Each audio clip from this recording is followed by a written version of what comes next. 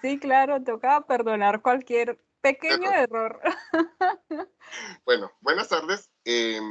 Estamos aquí en esta pequeña reunión de exposición.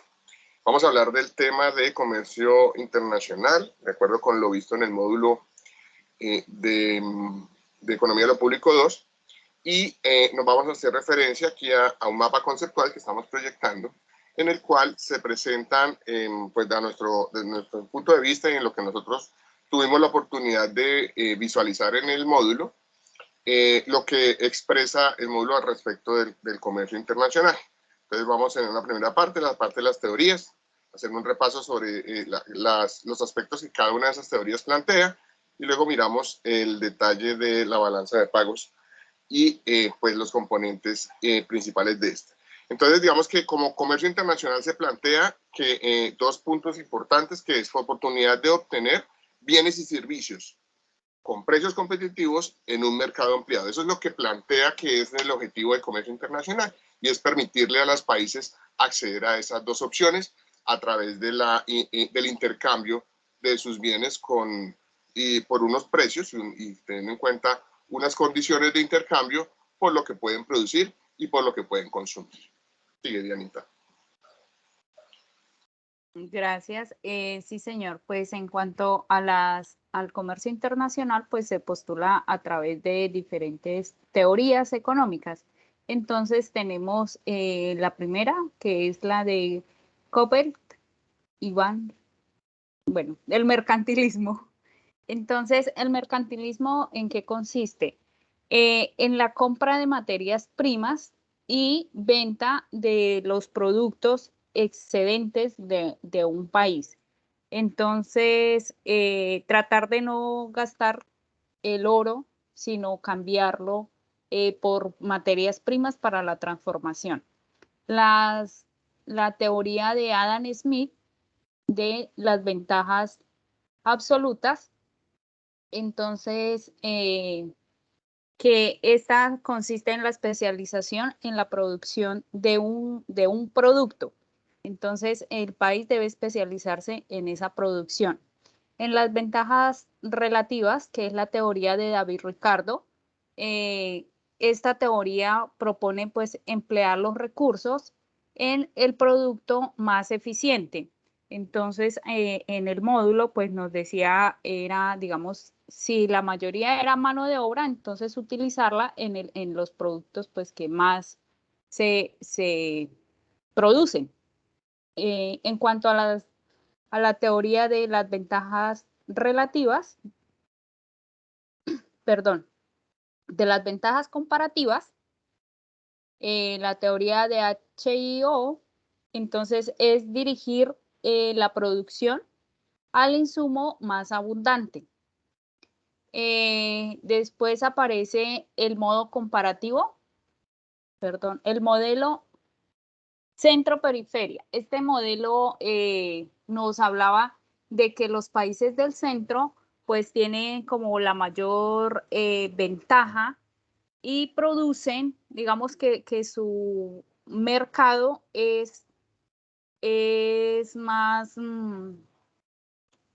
digamos, como que es más positivo, porque pues los productos los pueden vender a los países de la periferia y en cambio los países de la periferia o los menos desarrollados tienen que vender sus materias primas y es como más difícil la comercialización, ¿sí? Entonces, en este se desarrolla esta teoría del modelo centro-periferia.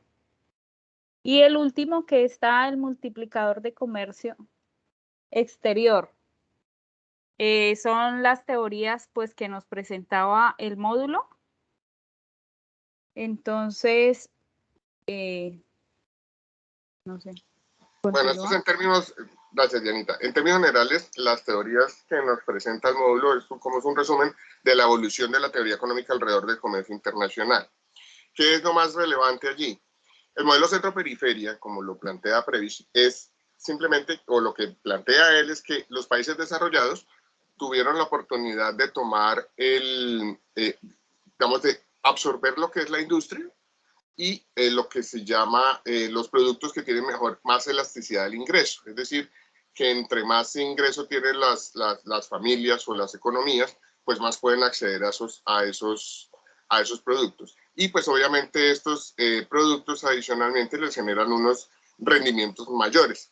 A los países de la periferia, que son los países en desarrollo, pues los dedicaron o se quedaron dedicados básicamente a la producción de materias primas y a la no transformación. Por tanto, el valor agregado que le puede generar en el proceso de transformación a los productos no se lo ganan esos países, se lo ganan los países desarrollados. Y ese es el planteamiento, digamos, uno de los pensamientos principales de los problemas de desigualdad económica que tenemos y se plantea desde esa perspectiva. Sigue Diana Carito. Bueno, en cuanto a lo que podemos contemplar en la práctica de lo que vendríamos hablando sobre el comercio internacional, tenemos entonces lo que es la balanza de pagos y contabilidad del comercio internacional. La balanza, como su nombre nos lo va a indicar, es un punto de equilibrio. Está directamente relacionada con lo que vendría siendo la contabilidad, pues de acuerdo al desarrollo de estas dos, es que, bueno, el tema de cuentas se van a compensar perfectamente una con la otra. Entonces, dentro de la balanza de pagos y de cuentas vamos a encontrar lo que son las cuentas corrientes, las cuentas capitales y financieras, lo que son los errores y las omisiones, que son también importantes. Estos errores no es que se cometan, digamos, cosas negativas, sino en el momento en que se desarrollan ciertos procesos, puede que algo, digamos, alguna compra, alguna venta, algún proceso como tal mercantil, no haya alcanzado a llegar en el registro antes de la fecha de lo que se debe cerrar algún tipo de presupuesto o algún tipo de reporte. Entonces, a esa condición en la cual algo no alcanza a ingresar, es a lo que se le conoce como errores y condiciones. Para el tema de las cuentas corrientes, entonces nos desglosan que estas cuentas corrientes están detalladas por 4 grupos, ¿sí? Y que cada uno de esos grupos o cada una de esas denominaciones, si puede decirse así, tiene ingresos y tiene egresos. Entonces está, por ejemplo, las transacciones de bienes, que son muy tangibles entre países. Están los servicios, en donde vendríamos a implementar lo que es la exportación y la importación de servicios. En tercer lugar tendríamos lo que es la remuneración del capital y el trabajo. Aquí vamos entonces a encontrar lo que son los pagos, intereses de deuda, beneficios, entre otros, y dividendos. Y finalmente tenemos un rubro de transferencias, que son ingresos o ingresos que se otorgan sin contraprestación o bien un servicio. ¿Qué más tenemos en temas de lo que es la cuenta capital? Tenemos que va directamente relacionado con lo que es la cuenta de inversión directa. ¿Qué es la cuenta de inversión directa? Pues consiste en las situaciones en las que los inversores extranjeros desean tener un vínculo cercano con la empresa, ¿sí? Con la empresa involucrada. ¿Qué otra cosa podríamos hablar de lo que es la cuenta de capital y financiera? Tenemos una segunda característica, que son las inversiones en cartera. Consisten en una serie de transacciones de activos financieros como acciones, títulos de deuda, derivados y opciones, entre otros. Todo lo que pueda hablarse desde lo que es la inversión de cartera. En la cuenta capital, las entradas procedentes del extranjero se anotan como ingresos y llevan un signo positivo y viceversa. Ya pues habíamos hablado de lo que son las inversiones. Dentro del módulo nos contemplaban unas estructuras o unas reglas, por ejemplo, que lo hemos venido viendo en este módulo de economía de lo público. Para este caso está la cuenta corriente, para identificar lo que son los errores y las omisiones. Cuenta corriente más la cuenta capital, más los errores y omisiones, más los movimientos o las reservas, y todo esto tiene que llegar a un causal de 0, ¿sí? Independientemente de. Tenemos también lo que son los movimientos de reserva, son el saldo acumulado por el país en un Fondo Monetario Internacional, ¿sí? O sea, independientemente de los movimientos, si hay un saldo, a eso se le va a conocer como una reserva o con un movimiento de reserva. Tenemos lo que son la interacción de las cuentas. Entonces, cuando la balanza comercial de un país es positiva, indica que las exportaciones son mayores que las importaciones. En este caso se hace referencia a que existe un superávit comercial. Que Camilo me puede explicar mejor qué es un superávit comercial. Claro, lo que pasa es que la ventaja, bueno, las condiciones del mercado cuando un país es productor es, pues lo ideal de su producción es que la venda toda y la venda en el mejor precio posible. Cuando la venta se realiza en el exterior, los precios internacionales están dados por la interacción de los demás países sobre ese activo o sobre cualquier activo. Esa ventaja que se genera en el precio de esos activos le genera un mayor ingreso al país, desde cuando está, en el caso de nuestro país, que está vendiendo ese producto afuera, y probablemente esos excedentes que está vendiendo afuera, porque no se consumen en el país, pues le generan unos réditos mayores. Entonces, la idea es que la balanza comercial sea positiva, es decir, que yo exporte más de lo que importo en la medida que yo sea lo suficientemente productivo y eficientemente productivo para que eso me genere a mi valor agregado. Es decir, que yo me gane la diferencia, que es el costo de producir y ese precio que me están pagando internacionalmente. Cuando el precio internacional no cubre mis costos, a mí no me interesa venderlo, ¿cierto? O cuando la producción interna es insuficiente para cubrir la demanda interna más la demanda internacional, pues yo no debería vender afuera. Cosa que no sucede hoy en día con muchos productos, por ejemplo, los productos como los cárnicos o como la carne, ¿no? o el ganado, o como los productos agrícolas principales, muchas veces se venden en los mercados internacionales porque los precios son mejores, pero no porque la demanda interna esté cubierta. De hecho, cuando vendemos afuera más caro, nos toca comprar para cubrir el consumo interno y eso tampoco es una posición ideal. Entonces, digamos que la condición es que el superávit es bueno si genera crecimiento de la economía, ¿sí? Y no puede aparecer superávit si la demanda interna no está cubierta, porque entonces simplemente significa que lo que no podemos consumir en el país, porque no lo hay, si lo estamos vendiendo afuera, tenemos que comprarlo en alguna parte. Entonces, al final no termina siendo una balanza positiva, se convierte en negativo. Ahora, lo ideal es que la balanza positiva sea con productos que tengan valor agregado, que es lo que nos ha faltado a los países en desarrollo. Eso en términos generales, Carlos. Listo, entonces, ¿qué es lo que ocurre cuando eso, lo que nos acaba de explicar Camilo, no está ocurriendo en su totalidad o en su normalidad? Es decir, cuando existe un desequilibrio en lo que es la cuenta corriente, pues las demás cuentas, en este caso la cuenta capital o alguna cosa así, deben compensar con diferentes movimientos lo que esa balanza de pagos necesita. Si no, pues tendremos saldo en rojo, ¿no? O sea, la alcancía tiene que llegar de alguna manera. Revisemos lo que son el tema de las divisas. ¿Qué es una divisa? Porque pues inicialmente hay que entenderlo. Entonces, es un medio de pago denominado como una moneda extranjera. Simplemente lo que no sea colombiano, que para el caso de nosotros es el peso, pues es contemplado desde nuestra perspectiva como una divisa, la cual existe en dos, en las convertibles y en las no convertibles. Bueno, eso en el caso de hablar del tema de la divisa, pues en diferentes países cada uno va a contemplar la divisa y digamos que como tal una de las que más se conoce pues es el dólar, es el euro y pues bueno, eso es como lo que habría que hablar del tema de la divisa. Tenemos unos tipos de cambio, pero pues ahí sí, Cami, si me ayudas, hablamos un tipo de determinación de cambio en el tema, digamos, tal como ocurre con los precios de bienes y servicios. Existen múltiples causas que determinan el precio de las divisas.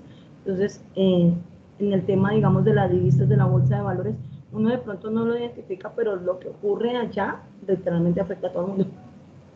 Entonces, no sé, ¿tú qué nos cuentas de eso? Efectivamente, Carlos. El tema de las divisas es que siempre tiene que haber una forma de evaluar o de equilibrar, más bien equilibrarlo, de buscar el equivalente en el precio de lo que yo produzco, que tengo igual un papel moneda que emite mi Banco Central, que es el peso, pero todos los países tienen su papel moneda que los emiten sus bancos centrales, o en el caso de algunos países que utilizan papel moneda de otros países, como Ecuador, por ejemplo, que está dolarizado, u otros países que utilizan el dólar u otras monedas de países que tienen bancos centrales más fuertes. Entonces, el tema es que tiene que haber una forma de hacerlos comparables para poder pagar o recibir esos precios o ese valor por el cual yo estoy vendiendo mi producto de exportación o por el cual yo tengo que pagar el producto importado. Entonces, ahí se surge la tasa de cambio. La tasa de cambio es el valor equivalente entre el peso o el valor de la moneda local en las monedas de afuera. Lo que pasa es que hay unas monedas referentes, que son las monedas que son más fuertes, como se llaman en el argot popular, y son las monedas como el dólar, el euro, los yenes, bueno, en general, estas son las monedas de relevancia. Para Asia hay otras monedas que son relevantes, y en Europa, pues con el tema del euro, y la Unión Europea, pues el euro se volvió la moneda de referencia, aunque la libra esterlina sigue siendo relevante, y pues bueno. Entonces, ¿qué pasa con la tasa de cambio? Es un reflejo de la condición de la balanza cambiaria. Un país como Colombia es un país que es exportador de bienes primarios, o sea, bienes que no tienen transformación, y por tanto importa también una gran cantidad de bienes de consumo. Eso hace que su balanza comercial sea probablemente deficitaria con sus mayores socios comerciales, que son Estados Unidos y pues Ecuador y Venezuela. Ese tipo de cambio refleja esa diferencia entre la balanza comercial. Por eso, a los exportadores les interesa que la moneda de nosotros tenga un precio menos competitivo frente a la moneda extranjera. Por eso para nosotros, cuando yo soy exportador, a mí me interesa que el dólar esté a 5.000 pesos. Por supuesto que me interesa, porque me van a pagar más dólares por cada peso que yo gasto. Al importador no le interesa, y por tanto el tema con la tasa de cambio es que al importador y a quien consume bienes finales, como el consumidor promedio, pues no le interesa una tasa de cambio alta porque su precio se ve afectado y eso genera inflación. ¿Sí? Eso, digamos, es en términos generales. Pero lo que demuestra un poco la competitividad de las exportaciones es una tasa de cambio fuerte. Entonces, lo que se busca es que haya una tasa de cambio de equilibrio. Aunque el dólar hoy en día, por ejemplo, está en 3.800 pesos, el dólar, si uno hace la conversión o la evaluación del dólar desde el año 2000 hacia acá, por ejemplo, se da cuenta que la tasa de cambio realmente se ha revaluado en términos de compararla con la inflación, por ejemplo.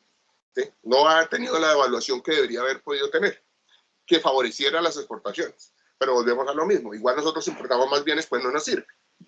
Entonces, ese es el tema, que la tasa de cambio determina la condición de la balanza comercial. Y es muy importante entender las dinámicas de la tasa de cambio para poder uno entender cómo opera y dónde nos sirve y dónde no nos sirve. Lo que se busca es una tasa competitiva que haga la moneda, la haga fuerte, pero la haga fuerte porque la economía se está fortaleciendo, no porque nos sirve solo para las exportaciones. Entonces eso es en términos generales lo que me parece relevante en la tasa de cambio. Lo otro es teoría, que realmente es lo que podemos ver en el mundo. Sobre esa teoría, ya para terminar, tenemos el tipo de cambio del interchange flexible, en donde es aquel que se determina por la libre acción de la oferta y la demanda en el mercado de las divisas, que es lo que nos acaba de explicar Camilo, que obviamente yo necesito como vendedor, pues vender a mejor precio. Y también tenemos un tipo de cambio fijo, que para el caso, por ejemplo, en el tema de nosotros, es un sistema de cambio fijos de la autoridad monetaria. ¿Quién nos determina ese cambio fijo para nosotros? Pues el Banco de la República es el que establece ese valor fijo válido por un periodo largo y que garantiza el precio de todas sus ventas y adquisiciones, se supone. En el cambio semifijo mixto, pues existen diferentes fórmulas intermedias para el manejo del tipo de cambio, que se clasifican como fijos o semifijos, y son aquellos que permiten cierto grado de flexibilidad entre los límites determinados. De pronto ahí está el hecho de nosotros decir de que pues algunas cosas sí y algunas cosas no. ¿Qué ocurre? Claro, perdóname, te interrumpo. El tema del cambio mixto, de hecho, el peso podría considerarse de alguna forma que es algo mixto en la medida que para política monetaria y para política, digamos, de económica, el Banco de la República interviene en el mercado cuando el valor del peso dólar está en un punto crítico, por decirlo así. Entonces se interviene a salir a conseguir dólares para que baje el precio. Bueno, busca intervenir. Sí, se deja a libre flotación, pero con la posibilidad de intervenirlo para poder generar políticas, es decir, para poder favorecer en unas condiciones específicas. Por ejemplo, a nosotros nos interesa un dólar caro cuando se van a vender las flores. Eso es algo muy simple, es algo lógico. Pero no nos interesa hacia finales de año que el dólar esté muy alto porque empiezan a traerse todos los productos de consumo. Eso es algo que estoy planteando que puede pasar y que se afecta y tiene efectos sobre las decisiones que toma el Banco Central. Eso en general. Y ahí es donde vamos a cerrar porque es donde hablamos de la paridad del poder adquisitivo. Entonces, básicamente, ¿qué es lo que está explicando Camilo? ¿Qué ocurre? Digamos, ellos hacen una conversión de qué es lo que está ocurriendo con dos valores y cuando uno, o de manera arbitraria, cierto personaje lo vende más costoso en un lugar, digamos, donde es un poco más difícil de llegar a adquirirlo, o simplemente por arbitrariedad, o sea, porque sí. Entonces ellos nos dan un ejemplo, tengo hoy como el por ejemplo pegado. El café se vende, digamos, a menor precio en Medellín que en Bogotá. Diga, ¿por qué era que los paisas hacen eso? Entonces van y lo compran allá y lo revenden en Bogotá. Eso ocurre muy fácilmente en nuestro país porque usted puede encontrar cosas muy económicas, digamos, en Bogotá, pero si usted va a Puerto Gaitán van a estar mucho más costosas.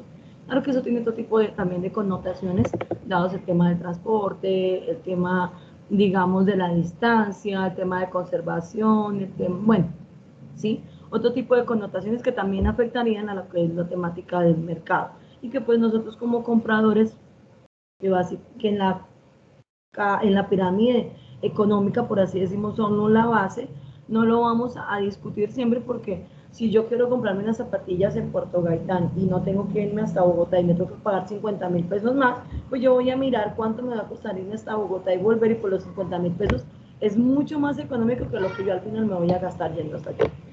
Pues hasta aquí sería el ejercicio de nuestra exposición con respecto al comercio internacional. No sé si Dianita o Camilo tenga algún otro ejercicio. Profe, ¿qué opina? ¿No? Cerramos. Camilo, se ha cerrado el audio. Entonces Listo, muchas cerramos. gracias. Aquí ya cerramos. Hasta aquí. Chao, profe. Gracias.